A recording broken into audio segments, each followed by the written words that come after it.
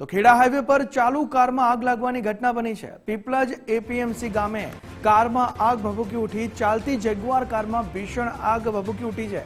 આણંદથી અમદાવાદ જતી વખતે આ દુર્ઘટના સર્જાઈ ગઈ। લક્ઝુરિયસ કાર બળીને ખાખ થઈ ગઈ છે। કારમાં સવાર બે વ્યક્તિઓનો આબાદ બચાવ થઈ ગયો છે। નડિયાદ ફાયરની ટીમે આગ પર કાબુ મેળવી લીધો છે, પરંતુ તે ચાલતી કારમાં અચાનક આગ ભભૂકી ઉઠીને આગ સંપૂર્ણપણે બળીને ખાખ થઈ ગઈ। ફાયર ફાઈટરો દ્વારા તાત્કાલિક ઘટના સ્થળે પહોંચીને તે આગ કાબૂમાં લઈ લેવામાં આવી હતી અને સદનસીબે કોઈ જાનહાનિ નથી। અમને નડિયાદ ફાયર બ્રિગેડ કંટ્રોલ રૂમમાં 112 માંથી કોલ મળેલ કે અમદાવાદથી વડોદરા જતો હાઈવે એપીએમસી ની બાજુમાં જેગ્વાર ગાડીમાં આગ લાગેલ છે।